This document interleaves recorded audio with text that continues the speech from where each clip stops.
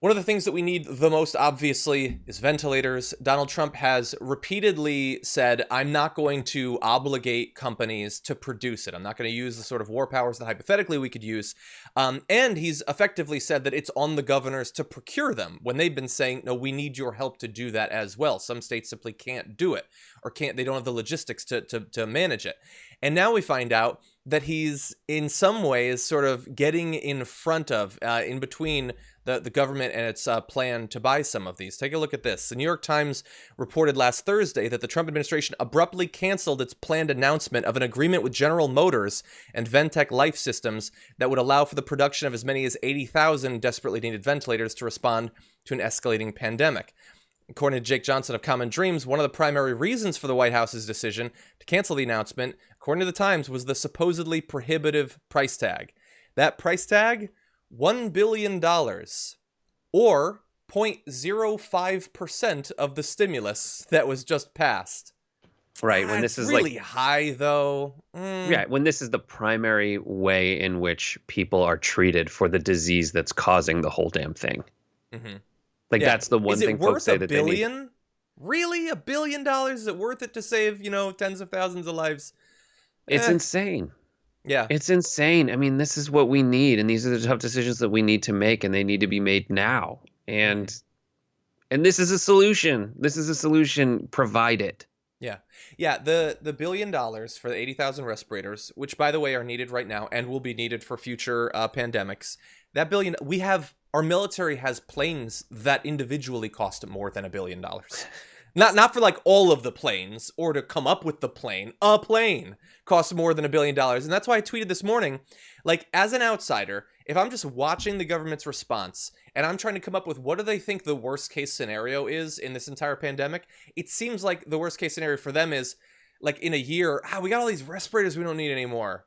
Like, what are we going to do with them? Now, that's not a worst case scenario. If we end up having to pile up respirators in the Mojave Desert, I'm cool with that. And if, first of all, we won't. We will definitely need them. We could ship them around the world to help out other countries that are going to be hit by future things, or we could save them for later. We have a stockpile of oil. Our stockpile of respirators is laughably, shamefully small. This is an opportunity to fix that for $1 billion. Who the hell cares about $1 billion?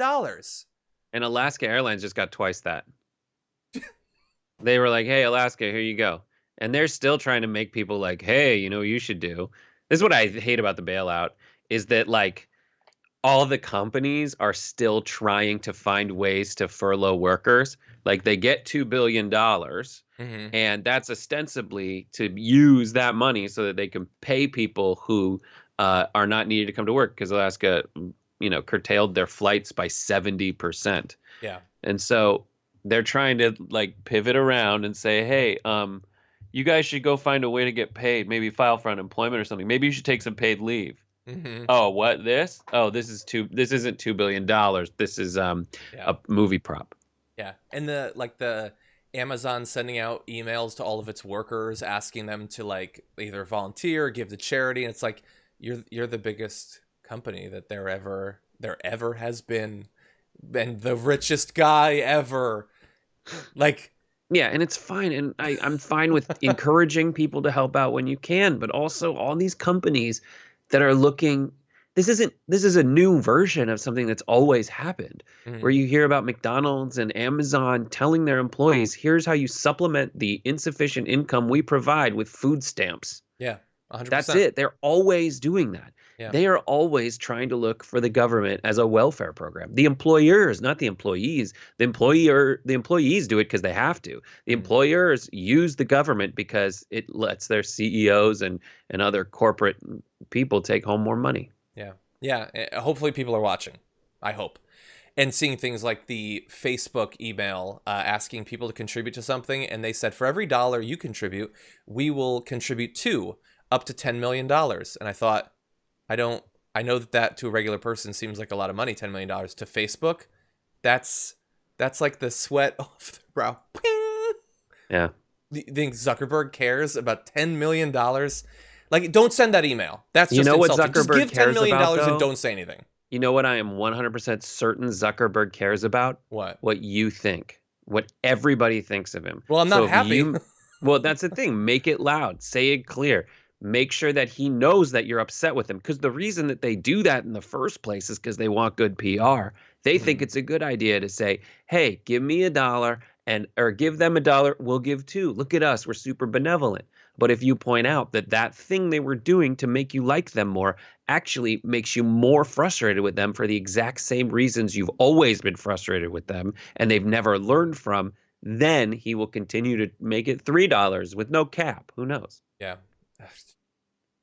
Ridiculous. By the way, I saw this super chat from Jenna's Hidden Gems. It says, live in Wisconsin and my mom's a nurse and says they're not testing unless you're admitted to the hospital because there's not enough tests to test anyone else. Rural areas are extremely under-tested. And that's why we keep saying over and over, we're reading like the numbers of cases. That is not the number of people that have it. That's the number of people that have been tested and have it. And we have no idea how many people actually have it. And that's not in a vacuum. Like Trump himself said, maybe the inner states, the states in the middle, those are the Midwest and other areas are things we can reopen soon. Well, not till you test them on the same level that people are getting tested in other parts of the country.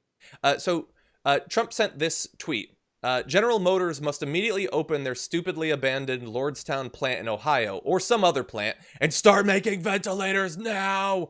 Ford, get going on ventilators fast. And yeah, so that's fine. Okay, it's weird to put it that way, but yes, I wanted to put pressure on them. But so there's a few issues with it. So one is he could obligate them to do it. He's not going to do that. So understand that. Two, he had a deal to buy ventilators from them. They're apparently at least pausing on that, if not punting on it. Three, he's apparently putting pressure on some companies, perhaps GM, to not sell ventilators to Michigan when they're needed most. One of the biggest issues, though, and file this under there's always a tweet. So he just said they stupidly abandoned their Lordstown plant in Ohio. Well, back on May 8th, 2019, he tweeted this. I don't have the picture, but it's there. Great news for Ohio. Just spoke to Mary Barra, CEO of General Motors, who informed me that, subject to a UAW agreement, GM will be selling their beautiful Lordstown plant to Workhouse, where they plan to build electric trucks. GM will also be spending blah, blah, blah. And he's like, they're going to make so many jobs and just awesome. Congratulations. A year later, you are so stupid to do that. So stupid. And in a follow-up tweet today, he attacked Mary B. It's always awful with Mary B. when last year he was complimenting her for her amazing decision to close down that plant. He is a child on record over and over again being the worst. Believe him when he says he's the worst.